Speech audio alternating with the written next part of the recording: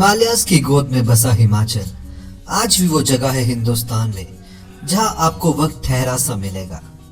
इस तेज भागती जिंदगी में हम अक्सर अपने अंदर उस इंसान को मार देते हैं जो प्रकृति के बीच में एक ठहराव वाली जिंदगी जीना चाहता है। और जब भी हमें मौका मिलता है वह ठहराव वाली जिंदगी जीने का, तो हम सब कुछ छोड़ छाड़ के कुछ ऐसी जगहें ढूंढने लग जाते हैं जहाँ पे हमको वो मन की शांति मिल सके। तो ऐसी ही एक खूबसूरत जगह के सफर पे आज हम आपको लेके चलेंगे, जिसके बारे में बहुत ही कम लोग जानते हैं और जो अपने आप में एक प्रकृति के इतिहास को दर्शाती है। तो इस वीडियो में आज हम आपको एक ऐसी ही खूबसूरत जगह के सफर पे लेके चलेंगे जो हिमाचल के ना सिर्फ सबसे खूबसूरत जगहों में से एक है, बल्कि सबसे अनदेखी जगहों में से भी एक है। और वर्चुअल टूर के साथ साथ आपको हम कंप्लीट इंफॉर्मेशन भी देंगे कि आप यहाँ कैसे आ सकते हैं, यहाँ कहाँ रुक सकते हैं, यहाँ कहाँ घूम सकते हैं और यहाँ आने का सबसे बेस्ट टाइम क्या है। लेकिन उससे पहले दोस्तों, अगर आपने हमारे चैनल को अभी तक सब्सक्राइब नहीं किया है तो सब्सक्राइब करके इस वीडियो को लाइक जरूर कर दें और साथ ही नोटिफिकेशन वाला बेल आइकन भी दबा दें, ताकि जब भी हम अगली वीडियो डालें तो उसका आपको नोटिफिकेशन जरूर मिल जाए। तो आज जिस खूबसूरत जगह के सफर पे हम आपको लेके चलेंगे उसका नाम है पालमपुर, और वो हिमाचल प्रदेश के कांगड़ा जिले में स्थित है। और ये जगह घिरी है हिमाचल के पीर पंजाल, धौलागिरी और शिवालिक पहाड़ियों से, जो इस जगह की खूबसूरती में चार चांद लगा देती है। तो अब बात कर लेते हैं कि आप पालमपुर कैसे आ सकते हैं। पालमपुर दिल्ली से लगभग 480 किलोमीटर के डिस्टेंस पे है और ये दूरी आप वहां से वॉल्वो में कवर कर सकते हैं, जो आपको डायरेक्ट कश्मीरी गेट से पालमपुर तक छोड़ देगी। और अगर आप बाय एयर आना चाहते हैं तो बाय एयर आपको नियरेस्ट एयरपोर्ट पड़ेगा कांगड़ा में गगल एयरपोर्ट, जहां से पालमपुर की दूरी लगभग 40 किलोमीटर के आसपास है। और अगर आप है बजट ट्रैवलर तो हमारा आपको रिकमेंडेशन है कि आप दिल्ली से पालमपुर तक वॉल्वो बस ही लें, क्योंकि उसका किराया आपको 1000 से 1500 रुपए तक पड़ेगा। हमने पर्सनली ये रोड ट्रिप अपनी किया कैरेंस में कंप्लीट किया, और अगर आप भी दिल्ली से अपनी गाड़ी में ये ट्रिप करना चाहते हैं तो आप बहुत इजीली कर सकते हैं, क्योंकि दिल्ली से पालमपुर के रास्ते बहुत ही अच्छी हालत में हैं। क्योंकि हम दिन को ही पालमपुर पहुंच गए थे, तो पालमपुर पहुंचने के बाद सबसे पहले हमने वहां की सबसे फेमस कैफे द क्लिफी कैफे को विजिट करने का सोचा। क्लिफी कैफे आपको पालमपुर से बुंदला रोड पे पड़ेगा और इसे आप गूगल मैप्स पे डाल के इजीली यहाँ तक आ सकते हैं।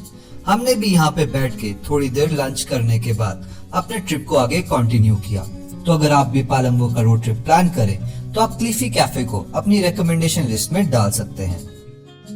और क्लिफी कैफे से थोड़ी ही दूरी पे आपको पालमपुर की सबसे famous tourist destination Saurabh Van Vihar भी देखने को मिलेगी, जिसके साथ ही आपको देखने को मिलेगा वो फेमस ब्रिज जहाँ पे शेरशाह मूवी की शूटिंग हो चुकी है, और यहाँ पे आप बहुत सारी इंस्टाग्राम वर्दी पिक्चर्स ले सकते हैं। सौरभ वन विहार का नाम कारगिल युद्ध में शहीद हमारे वीर सैनिक सौरभ कालिया जी की याद में रखा गया है, जिन्होंने हमारी मातृभूमि की रक्षा के लिए अपने प्राणों को शहीद कर दिया और हम सभी के मन में अमर हो गए। तो अब बात कर लेते हैं पालमपुर को विजिट करने के बेस्ट टाइम की। तो यूं तो आप पालमपुर को साल भर में कभी भी विजिट कर सकते हैं, लेकिन अगर आपको इस जगह को देखना है लश ग्रीनरी में, तो हमारा आपको सजेशन रहेगा कि आप इस जगह को मई, जून, जुलाई के आसपास विजिट कर सकते हैं। और सर्दियों में धौलाधार माउंटेन रेंजेस पे बहुत ज्यादा बर्फ पड़ती है, जिस करके वहाँ के नजारे ही अलग हो जाते हैं। तो अगर आप विंटर्स यानी कि दिसंबर, जनवरी, फरवरी में पालमपुर का रोड ट्रिप प्लान करेंगे तो आपको धौलाधार के बहुत ही शानदार नजारे आने वाले हैं।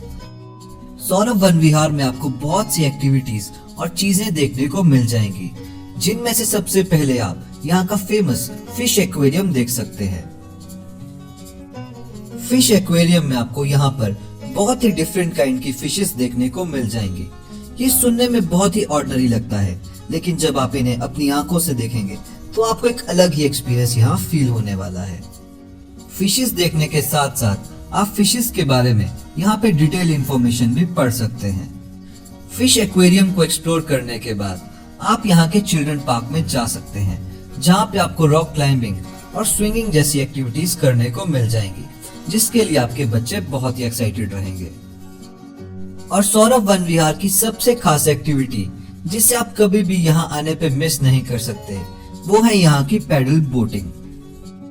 पैडल बोटिंग सौरभ वन विहार की one of the finest activities में से एक है, क्योंकि बोटिंग के साथ साथ आप ना सिर्फ अपने फैमिली के साथ मजे करेंगे, बल्कि आपको देखने को मिलेंगे धौलाधार के शानदार नजारे। पैडल बोटिंग करने के बाद और सौरभ वन विहार में थोड़ा टाइम बिताने के बाद आप अपने ट्रिप की नेक्स्ट टूरिस्ट डेस्टिनेशन पे जा सकते हैं, जो है यहाँ का फेमस द न्यूगल कैफे।